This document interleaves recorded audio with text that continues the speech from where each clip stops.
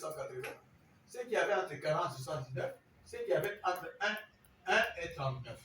Nous allons voir comment ça peut varier maintenant. Les résultats là maintenant, c'est le même résultat qu'on avait fait avant là. Maintenant, nous rentrons dans le détail, nous regroupons les cas. On prend tous ceux-là qui avaient des tests. Parce que le premier travail, on a fait ceux qui avaient plus de 80 et ceux qui avaient moins de 80. Parmi ceux qui avaient plus de 80, il y en a qui avaient 100, il y en a qui avaient 200, il y en a qui avaient 300. Donc il y a plusieurs catégories. Maintenant, nous les regroupons dans des sous-groupes. Un groupe qui ont entre 1 et 39, un entre 40 et 79, un entre 80 et 180, un autre groupe qui a. Maintenant, le résultat, c'est cela. Quand on fait ça, nous trouvons qu'il y a 97 qui sont positifs par rapport à ce seuil-là, mais qui ont été positifs à l'ECG. 118 répondent à ces critères-là, quand nous pensons que c'est ça les bons critères. C'est-à-dire que dans cette catégorie, il y avait 118, ici il y avait 13, ici il y avait 2. Tous ces chiffres-là que vous voyez là. En fait, c'est le même tableau qu'on a fait avant. Sauf que maintenant, on a réparti. Si vous faites les totaux, c'est la même chose, c'est 360 malades qu'on avait avant.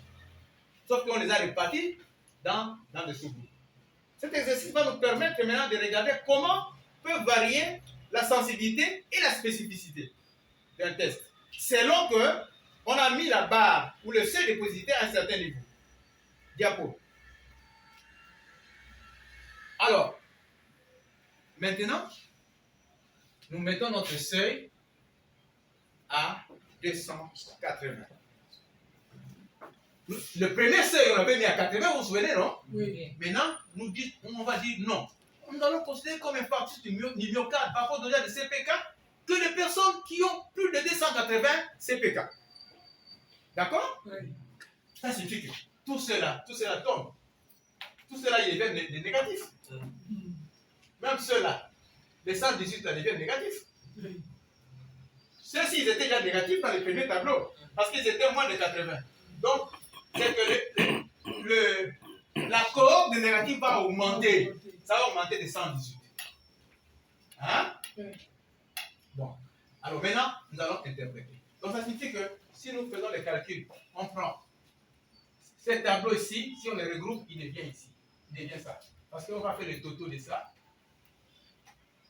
Ça, quand on fait le total, ça donne 133. Ça donne le positif ici, 97. C'est ça là qui donne 133. Ça là, ça donne 129. On fait le total, 230, 130, c'est toujours 360. Nous avons toujours non malades. Sauf que ça nous donne maintenant une nouvelle configuration. Dans cette configuration-là, nous avons 97 malades qui ont été trouvés positifs à l'ECG et positifs à notre test avec le seuil de 280. 133 qui étaient positifs à l'ECG ont été trouvés négatifs au CPK avec le seuil de 280. Et le même exercice, il n'y a qu'une seule personne qui était négative à l'ECG, mais qui est trouvée positive. Et ici, il n'y a que 129 qui étaient négatifs à l'ECG, qui sont aussi négatifs au CPK. Interprétons. Diapo. Gardez ça en mémoire. Bon. Cette configuration-là, que nous venons de voir. Maintenant, si nous voulons. Non, tu as sauté quelque chose là. Très bien. Tu étais là? Oui. Diapo suivant. Ok, pas de problème. Maintenant, ici, nous baissons. Nous étions. On a pris d'abord un seuil au-dessus de 80, non? Maintenant, on prend un seuil plus bas encore. Là, nous mettons le seuil carrément à 40. Nous avons d'abord augmenté le seuil pour voir ce que ça donnait. Maintenant, abaissons le seuil pour voir ce. En fait, l'exercice est de dire comment la spécificité et la sensibilité peuvent augmenter selon que le seuil est élevé. Le seuil de dépistage est élevé pour que le seuil est plus bas. Ici, il est plus bas. On fait le même exercice. on trouve que 228 qui a été trouvé positif à l'ECG ont été aussi trouvés positifs à ces tests qui a le seuil à 40. Seulement 2 qui avaient été trouvés positifs à l'ECG ont été trouvés négatifs avec ce seuil à 40. Et puis, c'est ça l'exercice.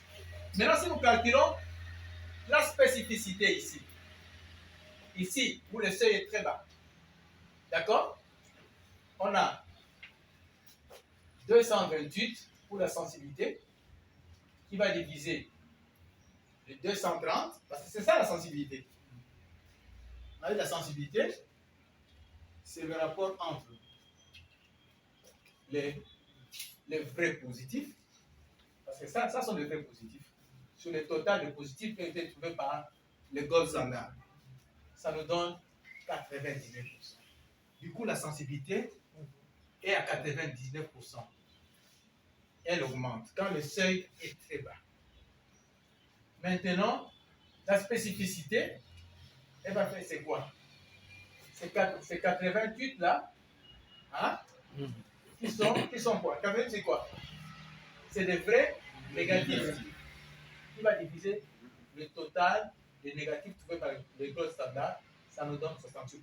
Conclusion, quand on baisse le seuil, la spécificité, les tests deviennent plus sensibles. Et la spécificité fait quoi? Elle baisse aussi. D'accord?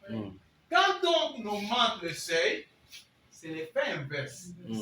La spécificité augmente et la sensibilité baisse. D'accord? Retenez ce principe. On va avancer. Diapo. Maintenant, comment choisir entre les deux? Si vous allez choisir un test, on va des tests ici. Il y a des tests qui sont plus spécifiques, il y a d'autres qui sont plus sensibles. Vous allez choisir lesquels? Vous préférez un test plus spécifique ou un test plus sensible? Plus spécifique. Plus spécifique? Bon, non, ça ne dépend même pas de seuil. Ça dépend de ce que vous voulez mener comme activité. Ok. D'accord? Plus sensible, plus rapide. Bon, vous allez utiliser bonne sensibilité. Vous avez besoin d'un test qui a une bonne sensibilité quand il s'agit de maladies graves, hein, où on ne veut vraiment pas passer à côté d'un cas. Hein? Vous soupçonnez une maladie grave dans une population. Vous voulez dépister, parce qu'on dépiste pour empêcher que les maladies ne puissent évoluer jusqu'à commencer à devenir mortelles. Donc, si on dépiste ça avant, on peut traiter ça et on a plus de chances de faire guérir les gens. Donc, vous avez une maladie grave. Vous avez reçu peut-être 2 cas déjà dit, ah, c'est une maladie-là. J'ai l'impression, peut-être qu'il y a d'autres personnes qui en ont aussi, mais qui ne sont pas venues. Et donc, vous voulez maintenant dépister, voir maintenant quelles sont les personnes qui ont la pathologie et maintenant les récupérer pour les traiter. Là, vous avez besoin d'un test très sensible. D'accord? Vous avez besoin d'un test très sensible. Parce que c'est un test très sensible, c'est un test qui ramasse tout. C'est comme un filet que vous jetez dans l'eau, qui ramasse les crapauds et les crabes et tout. Après, vous allez choisir vous-même. C'est le cas des pompiers. Vous comprenez? Voilà. Donc, vous allez choisir, soit c'est une maladie grave que vous voulez dépister, soit c'est une maladie transmissible. Ils viennent de le dire, comme Covid. Covid, c'est une maladie transmissible. Elle peut se propager et tout rapidement. Oui. Et tu as besoin de tests rapides, mais qui soient très sensibles. D'accord? Ils ont des tests qui prennent, qui ramassent vraiment, voilà. La troisième condition, c'est que quand les investigations qui découleront du test sont sans danger et peu coûteuses, c'est-à-dire que vous avez dépisté les gens avec un test, bon, vous avez vos cas. Maintenant, ces cas-là, peut-être, il faut procéder à d'autres investigations pour encore mieux comprendre la situation. Si ces investigations ne sont pas très lourdes, ou bien ce n'est pas très coûteux, c'est bien d'utiliser un test sensible. Les tests spécifiques, utilisez-les quand les investigations qui découlent du test sont dangereuses ou coûteuses. On a pris l'exemple ici de l'angiographie par cathétérisation. D'accord? Vous avez dépisté vos infarctus de myocarde. Vous avez dépisté. Mais après, il faut le traiter, non? Après, qu'est-ce qu'on fait? Parfois, on prescrit d'autres examens comme l'angiographie par cathétérisation. On fait introduire des sondes qui vont aller, des microsondes qui vont aller dans les vaisseaux, tout et tout, tout comme ça.